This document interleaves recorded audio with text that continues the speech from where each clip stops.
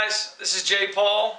This is Mike Flowers. We're with Northwest Florida Real Estate. Today we want to talk to you guys about getting the lists. A lot of people you hear talk about getting lists, direct mail, targeting certain areas for motivated sellers. A lot of times you can get your lists off of third-party companies like ListSource, US Leads List. US Leads List. There's other Good Inheritance List, yeah. Other companies like that. You can get them from your local, your county property appraisers. Sometimes you have to pay for that. Sometimes it's a little small fee. Sometimes they try to jack up the rates and charge you X amount of dollars, hundreds of dollars for free information. You just got to know exactly how to request the free information, and because it's all public records, so you can obtain all this stuff on an Excel spreadsheet if you know who to talk to, if you know how to ask them. So it's just, I don't want to give all of our secrets away, but these are things that are free to you that you can get.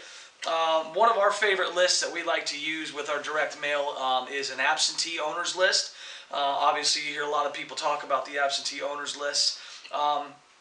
You know, and this is my personal preference. Sometimes people talk about getting the so much like 40% equity or 50% equity, which I guess you can get that off ListSource. But one of the things that kind of throws me for a loop is how can they actually, of course it's getting data from, they're obtaining data, but how can they actually know exactly how much equity that person has? So one of the things that I like to do, Mike and I like to do, is we like to go back 10 years. So say they bought the property, we're in 2015, say they bought the property in 2005 or older, so you know they've owned it for at least 10 years. But of course then you gotta, the question arises, did they buy it in the height of the market? 05, 06, 07?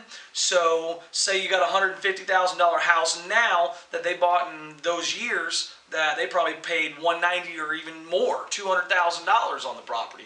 So you really gotta think about stuff like that. So if you want to go, the big problem with properties like that is you're gonna have short sales because a lot of these people are underwater and they can't sell it for what they owe, so they're gonna have to end up short selling it, which is another process we're gonna go through in another video later down the road.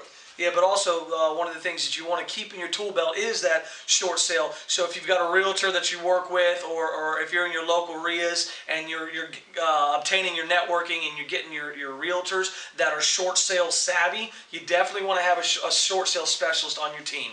So when you hear people talking about building a team, whether it be a realtor, if you don't have a license and you're not a licensed real estate agent to where you have MLS access, that's nice to have. There's a few that we work with personally that if we have any questions pulling comps or just kind of getting the ARV, if we have any questions with that, we can just call one of our guys and or gals and say, hey, we need to get some good comps pulled on this. Give me a good CMA report pulled on this. So back to the absentee owner list is we like getting obviously the absentee owners that are, if you are on ListSource, you can break it down to out-of-state absentee owners.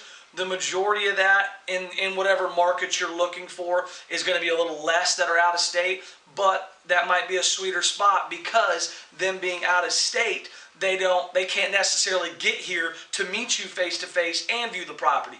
So if they're motivated enough to sell to you without even being, say we're in Florida, if they're motivated enough to sell to you and say I'm hitting a list that's in Florida, but they are in, let's say, Las Vegas or Indiana or wherever, they might be so motivated because maybe they inherited that house from a deceased parents. And they don't want the house. They can't do anything with it. So them being out of state, they can't come and meet you face to face. So you might have the upper hand on your negotiations with that. So if you can get the access into the property.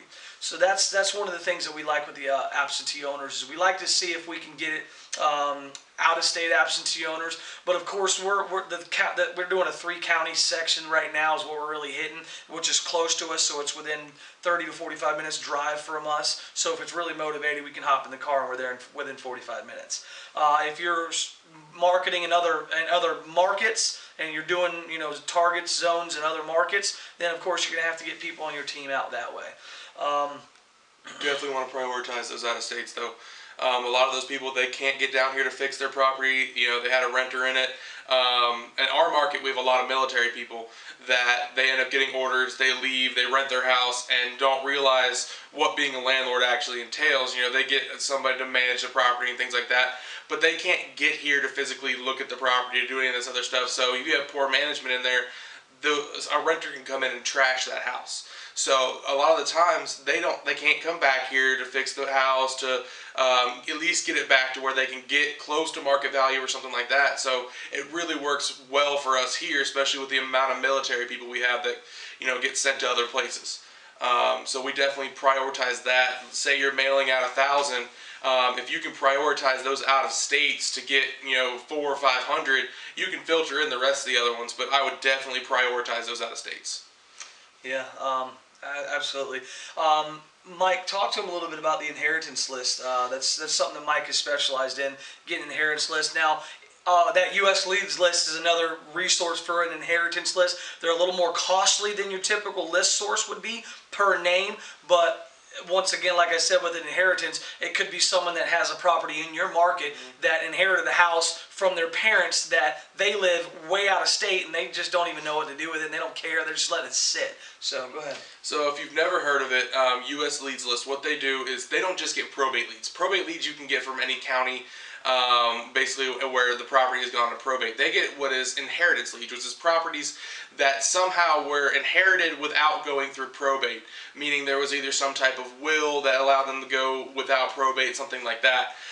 They will only allow 3 people per county to get this list at U.S. Leads List. So it's a really good list. We're not sponsored by them. We're not getting any money for saying this, but it's a good list. If I was going to mail any list before anything else, I would definitely call them and get their list. Our list for the 3 counties cost me about $500. It's expensive. I think I can't remember the exact pricing, but I think it's like $1.05 a name for this list. It's quite pricey, but your return on investment for that is going to be a lot higher because your response rate is going to be closer to 15, and I've even gotten closer to 16-17% on that, which is big for a yellow letter campaign or any type of campaign, because most campaigns get about an 8% return rate on the yellow letters. So if you're able to get 15%, yeah, you may only be sending 300 letters at a time, but you have to think that over time, that's going to get you a lot more leads, and you're going to have a lot less letters sent out. Also, with U.S. Leads List, that list only comes out once a quarter. So every quarter they will come out with a new list, and you will never have any repeat names from quarter to quarter. So that's also a good thing. You're not remailing someone that's already on your follow-up list. So that's a good thing to have for that. Okay, well, in our next video, we're going to talk about open rates and response rates, how to drive your response rates and kind of vary your letter campaigns to see what gets you the best response rates. Kind of play with a few little things, see what gets you the best response rates, whether it's handwritten or it's printed or whatever the case may be. That's going to be in our next video. Yeah. So please subscribe to the channel if you've not already subscribed. Once again, if you have any comments, you can leave them down below. We'll get back to you as soon as we can.